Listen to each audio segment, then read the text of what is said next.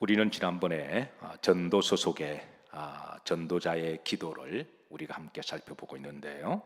자, 지난번에 세 가지를 함께 나누었습니다. 자, 오늘은 이제 네 번째인데요. 자, 족함과 만족을 위한 기도입니다. 우리 8절에 보시면 흐름줄입니다. 눈은 보아도 마음이 없고 족함이 없다 그랬습니다. 귀는 들어도 뭐하지 아니하도다, 가득 차지 아니하도다 그랬습니다. 이는 일반적으로 사람들이 만족함을 알지 못하고 또 자족함을 모른다는 것을 일러주시는데요. 사실 사람의 욕심은 끝이 없습니다. 그래서 전도서 5장 10절에 보시면 은을 사랑하는 자는 은으로 마지 못하고 만족하지 못한다. 풍요를 사랑하는 자는 무엇으로 만족하지 아니하나니 소득으로 만족하지 아니하나니. 이렇게 만족하지 못하는 인생은 헛된 인생임을 알려주고 있습니다. 한 시대 최고의 급부라고 소문난 회장에게 그의 절친이 찾아갔습니다. 이런저런 차를 마시고 대화를 나누다가 이제 그만 이제 바쁘게 살지 말고 그동안 열심히 살았고 많은 것을 이루었으니 이제 함께 조금 더 자주 만나고 또 함께 놀러도 가고 이제 그만 좀 누리며 살라고 그렇게 주문을 했는데요. 그러자 그 회장 친구가 하는 말이 따라서 하실까요? 다음에. 그러자 그 친구가 물었습니다. 도대체 자네는 얼마를 더 벌어야 만족하겠는가? 라고 물었더니 그가 말하기를, 이것도 우리가 자주 하는 말입니다. 따라서 하십니다. 조금만 더. 한 1년쯤 있다가 그 회장이 죽었습니다.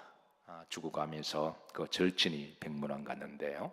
그때 그 절친의 손을 꽉 잡고 하는 말이, 내가 그때 자네의 말을 듣고 조금만 더 만족하고 조금만 더 누리고 살았더라면 이런 후회가 없을 텐데, 그러면서 눈을 감았다고 그러죠. 사랑하는 성도 여러분, 주 안에서 만족하시고 자족하시기를 주의 이름으로 축복합니다. 은을 사랑하는 자는 은으로 마지 못하고 만족하지 못하고, 풍요를 사랑하는 자는 소득으로 만족하지 못하는 사람은 이러한 삶은 어떤 삶이라고요? 헛된 삶이다. 어리석은 삶임을 우리에게 알려주고 있습니다. 자, 그런데 왜 사람들은 만족하지 못할까? 성경 근원적인 문제를 우리들에게 다뤄주는데요. 자, 이 근원적으로 다룹니다. 자, 태초에 하나님이 아담과 하와에게 정말 만족하도록 모든 것을 다 주셨습니다. 우리는 그런 동산을 에덴 동산이라고 그럽니다. 정말 부족함이 없었습니다. 그런데 어느 날 사탄이 와서 유혹합니다. 선악과를 보여주고, 자, 그것만 따먹으면 지혜로워질 것이고, 그리고 보암직하고 먹음직스럽게 그렇게 유혹합니다. 그래서 결국 아담과 하와는 그것만 저것만 그렇게 하다가 그거를 따먹었습니다. 그러니까 만족하지 못하는 마음은 사단이 우리를 유혹하는 일종의 유혹이라고 볼 수가 있는데요. 그래서 빌립보서 4장 11절입니다. 일찍 이를 잘 알았던 사도 바울은 나는 자족하기를 배웠노라 라고 고백하며, 이는 자족하기를 위해서 무단히 기도했음을 우리들에게 알려주고 있습니다. 자, 빌립보 4장 11절. 자, 우리가 오늘 이 밤의 기도 제목입니다. 합독합니다. 내가 궁핍함으로 말하는 것이 아니니라. 어떤 행편이든지 나는 자족하기를 배웠노니. 그러니까 바울도 자족하기를 배웠다는 거예요. 이 말은 다른 말로 하면 끊임없이 우리 마음속에 만족하지 못하고 그리고 자족하지 못하는 이 원죄의 속성을 이렇게 하나님께 기도하면서, 그래서 이제 자족하기를 배우고 기도했다는 것을 알려주고 있는데, 자, 바울은 좀 더 구체적으로 어떻게 자족하기를 배웠는지 좀 세부적으로 우리들에게 알려주고 있습니다. 12절입니다. 나는 어디에 처할 줄도 알고 비천해. 그러니까 내가 비천할지라도 자족하기를 배웠고, 그리고 하나님이 축복하셔서 이제 풍부의 복을 주셔서도 교만하지 않고 자족하기를 배웠고, 그리고 배 부를 때, 배고플 때 풍부와 궁핍해도 일체의 무엇을 배웠노라? 비결을 배웠다 그랬습니다. 사랑하는 성도 여러분, 오늘 밤에 이제 자족하기를 자족하는 마음은 다른 말로 감사하는 마음이죠. 그래서 밤에 주신 것으로 만족하시고 또 감사하는 기도를 들으시기를 주의 이름으로 축복합니다. 자, 두 번째, 해 아래 새 것이 없다는 것을 깨달은 기도인데요. 9절입니다. 다 같이 합독합니다. 이미 있던 것이 후에 다시 있겠고 이미 한 일을 후에 다시 할지라 해 아래는 새 것이 없나니. 10절에 보시면 전 세대에게도 이미 있었음을 우리들에게 알려줍니다. 흐름절에 보시면 우리가 있기 오래전에 세대들도 이미 있었느니라 그랬습니다. 이 말은 해 아래, 해는 세상을 이야기하죠. 세상 아래에 대단하고 특별한 사람 없다는 것을 알려줍니다. 우리는 한때 한 시대를 살아가면서 소위 성공신화를 이루었던 사람들을 보면 그냥 눈이 확 뒤집어지고 그 사람 우상화하려는 경향이 있습니다. 대통령을 보면 또 권력 잡은 사람들을 보면 그 앞에 있으면 정신을 못 차리는데 성경은 말합니다. 해 아래 특별한 사람 없다. 해 아래 대단한 사람 없다. 이 세상에 가장 위대하고 전능하신 분은 오직 하나님이심을 드러내십니다. 그래서 사람들에게 그렇게 미혹당하지 말 것을 알려주시고, 그 다음에 11절입니다. 또 우리들에게 한 가지 더 알려줍니다. 합독합니다. 이전 세대들이 기억됨이 없으니 장래 세대도 그 후 세대들과 함께 기억됨이 없으리라 그랬습니다. 한 가지 묻습니다. 기분 나쁘게 듣지 마시고, 여러분들이 죽으시면 여러분을 기억해 주는 사람이 있을까요? 어떠세요, 여러분? 여러분이 이제 운명을 아시면 여러분을 기억해 주는 사람은 아마 자식들은 기억하겠죠. 자식들은 당연히 기억할 겁니다. 그러면 이제 그 손주들은 어떻게 할까요? 아마 손주들도 기억할 거예요. 그러면 그 다음에 이제 정손주들은 어떨까요? 아마 기억하지 못할걸요. 제가 증명을 해볼까요? 여러분들은 할머니 기억하시나요? 할머니까지는 기억하실 거예요. 그러면 정조 할머니 할아버지 기억하시나요? 고조는요? 고조는 더더욱 더 기억하지 못합니다. 그러니까 우리가 이제 우리를 기억하지 못한 다음 세대들이 기억하지 못한다고 할지라도 서운해할 것은 없습니다. 왜냐하면 우리도 기억을 못했고 그게 일반적으로 이제 이 세대의 해 아래 있는 사람의 모습이라 그러는데요. 그래서 우리를 영원히 기억해 주시는 분은 결국은 예수님이시고 하나님이십니다.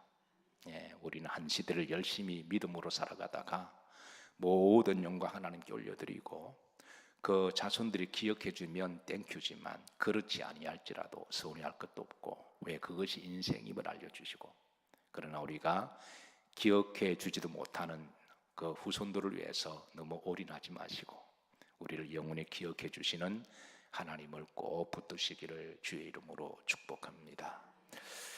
오늘 찬송 가운데 첫 번째 곡이 참 은혜가 되죠. 첫 번째 곡이 우리를 가슴을 따뜻하게 만들고 또 울컥하게 하는데요. 주 사랑이 나를 숨쉬게 해, 주 은혜로 나를 돌보시네, 세상 끝날까지 지켜주시고 인도하시네. 이 찬양이 우리의 기도가 되고 또 이 기도가 우리의 믿음의 힘이 되시기를 주의 이름으로 축복합니다. 결국 우리를 영원히 기억하시고 지키시고 인도하시는 분은, 우리를 만져주시고 치유하시고 우리에게 힘을 주시는 분은 예수 그리스도밖에 안 계십니다. 그렇다고 사람을 미워하거나 실망하라는 말 아닙니다. 자, 그리고 이제 여섯 번째입니다. 또 다른 기도 제목입니다. 자, 여섯 번째, 인생에는 수고가 있다는 것을 받아들이는 기도입니다. 13절 다 같이 한번 합독하실래요? 마음을 다하며 지혜를 써서 하늘 아래에서 행하는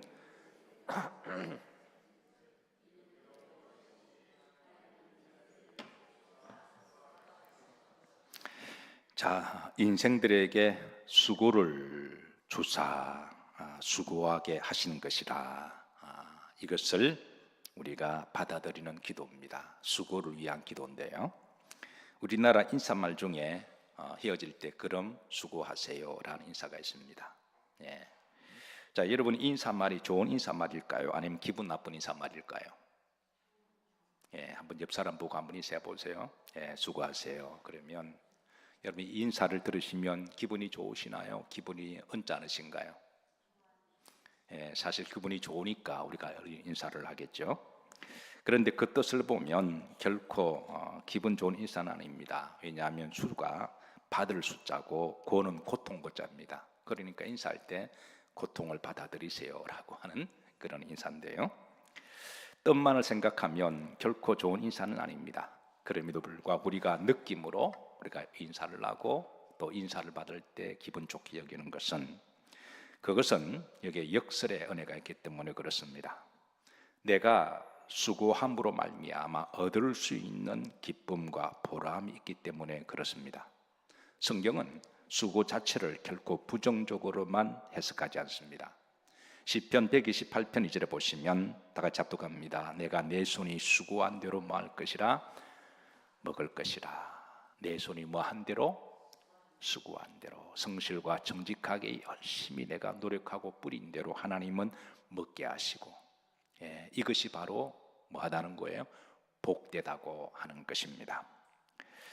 자, 전도서 3장 13절에 보시면, 자, 사람마다 먹고 마시는 것과 수고함으로, 자, 하나님께서 수고함으로 두 가지의 이제 축복을 주시는데요. 수고함으로 뭐를 누리는 그것이? 낙을 누리는 것이, 이게 하나님의 이제 수고를 통해서 우리가 낙을 누린다. 이 말은 우리가 일할 수 있다고 하는 것도 여러분 복입니다. 예, 그리고 일을 하면서 이제 내가 뭔가를 거둘 수 있다고 하는 것도 성취의 기쁨을 누리게 되죠. 예, 물론 일 자체는 힘듭니다. 근데 내가 열심히 일을 하고 또 그게 맞는 이제 합당한 이렇게 이제 우리가 결과물을 가지게 되면 또 그것은 우리를 기쁘게 만드는 것이죠. 두 번째입니다. 그것이 하나님의 못인 줄도 하나님의 선물이라고 하는 거예요. 우리가 수고하여 우리가 열심히 성실하고 그리고 뿌린 것들을 거두게 하는 것도 하나님의 무엇이다? 선물이다. 그랬습니다. 자, 미국에 파이어족이 있습니다. 한번 보시죠. 이 fire라고 하는 글 자체는 이제 불이라는 말이죠. 근데 이 말은 약자인데요. 이제 financial independence 그리고 retire early라는 이 앞 초성의 글자를 딴 건데요. 그러니까 financial, 그러니까 재정적으로 independence, 독립을 하고 그리고 retired, 은퇴를 하고 early는 일찍, 그러니까 일찍 은퇴를 해서 그냥 돈 걱정 없이 그냥 이렇게 먹고 마시고 그냥 놀자라고 하는 족을 소위 fire족이라고 그러고요. 한국에도 이와 비슷한 말이 있습니다. 소위 이제 놀족이라는 말입니다. 놀고 먹고 마시자. 그러니까 놀족이라는 말인데요.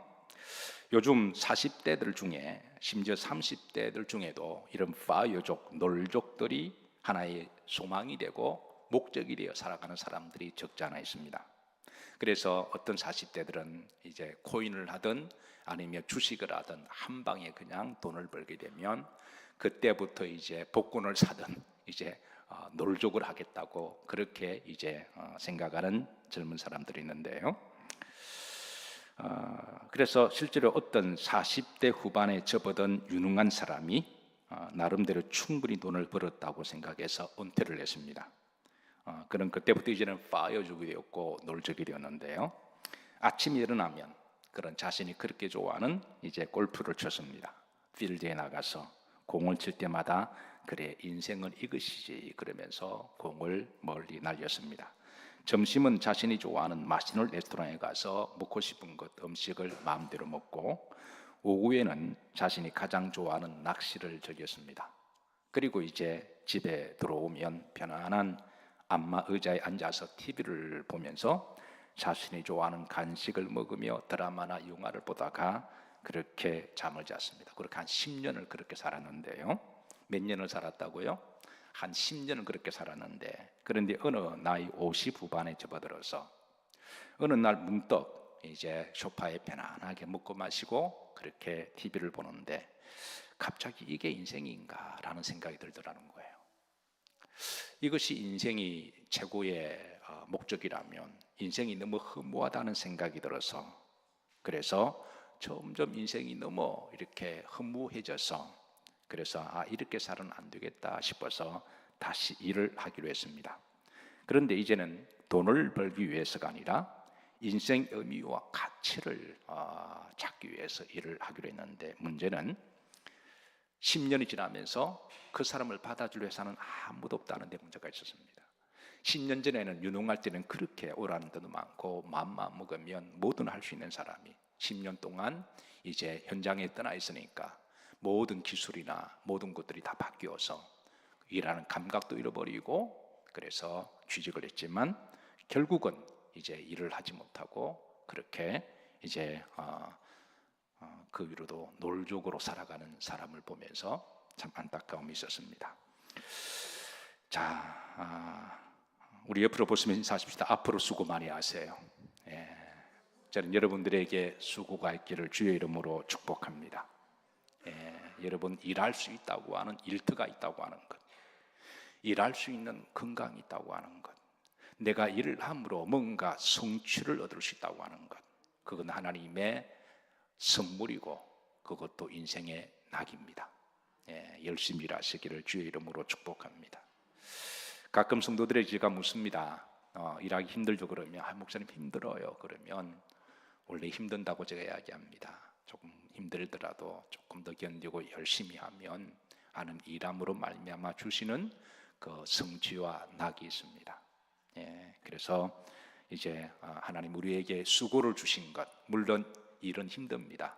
때로는 스트레스를 받게 하고 긴장하게 만들지만, 그러나 우리가 최선을 다해 일을 하다 보면 또 하나님께서 또 주신 은혜가 있으니까, 사랑하는 성도, 이 밤에 여러분이 하신 일에 대해서 하나님께 감사하시고 또 열심히 일할 수 있는 성실함을 주시고 또 지혜를 주시기를 기도하시기를 주의 이름으로 축복합니다. 자, 7번째 기도입니다. 인간의 한계가 있음을 받아들이는 기도인데요. 자, 15절입니다. 15절 다 같이 합독합니다. 구부러진 것도 곱게 할 수 없고 모자란 것도 셀 수 없도다. 자, 본절에 두 가지의 인간의 한계가 있음을 그렇게 알려주는데요. 첫 번째, 구부러진 것을 곱게 할 수가 없다. 여러분, 길을 걸어가다 보면 우리는 직선으로 가기로 합니다. 그런데 자연의 길에는 직선이 거의 없습니다. 빙 둘러가야 할 때가 있고 산을 넘어서 가야 할 때가 있는데요, 어떤 경우는 또 배를 타서 가기도 하고 그러는데, 그럴 때 우리는 이제 비록 멀고 험한 길이라고 할지라도 우리가 직선으로 가지 못하고 빙 둘러가야 합니다. 빙 둘러갈 때 구부러진 길도 우리가 곱게 할 수 없음을 우리가 받아들이고, 그래서 인간의 한계를 받아들이고, 그리고 이제 둘러가야 할 때는 둘러가는 것도 우리가 믿음입니다. 자, 그러고 나서 이제 모자라는 것도 셀 수가 없다라고 하셨어요. 자, 여러분, 여러분 머리카락이 몇 개일까요? 옆 사람 머리카락이 몇 개 있을까요? 흥미로운 거는 금발이 한 15만 개가 된다 그래요. 금발. 갈색은 한 11만 개 정도가 된다 그래요. 흑발은 한 10만 개 된다 그럽니다. 적발은 한 9만 개 정도가 된다 그래요. 그러니까 우리 이제 아시안, 우리 한국 사람들은 흑발이니까 한 10만 개 정도가 된다 보면 되겠습니다. 자, 그런데 하루에 머리카락이 빠지는 게 한 몇 개 정도가 될까요? 저도 아침에 새벽마다 일어나서 이제 머리를 감습니다. 새벽 예배 이제 드리기 위해 3시쯤 일어나서 제일 먼저 하는 게 머리를 감는 거예요. 머리를 감으면 머리카락이 빠집니다. 그래서 대략 한 50개에서 100개는 빠지는 것 같아요. 그러면 제가 머리카락이 50개, 100개에서 빠지니까, 그러면 제 머리카락을 빠질 때마다 다 셀 수가 있을까요? 없을까요? 셀 수가 없죠. 근데 또 자라는 것도 한 50개, 100개 또 자란대요. 그래서 이제 머리를 감을 때마다 이제 머리카락을 셀 수 없는 것을 다시 한번 되새기는데, 이는 인간의 한계를 이야기합니다. 우리가 살아가다 보면 내 힘으로 할 수가 있는 게 있고 내 힘으로 할 수 없는 게 있습니다. 내 힘으로 할 수 있는 능력도 하나님이 주신 것이니까 내 힘으로 할 수 있을 때 우리가 성실하게 최선을 다하는 것도 믿음입니다. 아멘인가요? 예, 우리가 내 힘으로 할 수 있는 것을 내가 한다고 해서 우리가 절대 교만해서 안 되고, 우리에게 할 수 있는 힘을 주신 것도 하나님의 은사고 능력이니까 최선을 다하는 것도 믿음입니다. 사랑하는 성도 여러분, 여러분의 힘으로 할 수 있는 것들을 혹이라도 게으르거나 이렇게 등한해하지 마시고 어떤 일이든 열심히 하시길 주의 이름으로 축복합니다. 사자가 배고플 때도요, 토끼가 지나갈 때는 최선을 다해서 사냥을 한다 그러잖아요. 왜냐하면 어슬렁어슬렁 다니다가는 결코 먹을 양식이 없습니다.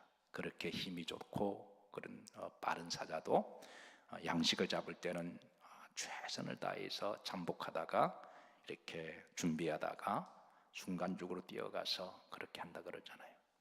하나님이 주신 어떤 적은 기회도 등한히 여기지 마시고 최선을 다하시다 보면 그 적은 것들로 말미암아 그 성실성이 인정을 받아서 또 다른 사람들에게 인정이 되어서 하나님이 더 큰 것을 맡겨주실 줄로 믿으시기를 주의 이름으로 축복합니다. 어떤 사람들은 다윗의 축복을 이야기할 때 다윗이 골리앗 한 명을 어느 날 때려잡아서 그가 영웅되었다라고 생각하는데 그렇지 않습니다. 다윗은 골리앗을 때려잡고 난 다음에 물론 백성들이 칭송을 하고 난리가 났죠. 그런데 그 다음에 이제 사울 왕이 다윗에게 백부장직임을 맡깁니다. 한 100명을 맡겨준 것이죠. 그래서 다윗이 그 백부장에도 열심히 최선을 다합니다. 그래서 그 백부장을 감당할 만한 그릇이 되고, 그러니까 그 다음에 천부장직을 맡깁니다. 천부장도 다윗도 열심히 잘합니다. 그러니까 하나님이 보시고 나중에 이스라엘 전체를 맡겨주시는 거거든요. 그러니까 그 과정이 없었다면 결코 다윗은 이제 한 나라의 왕이 되지는 못했을 거예요.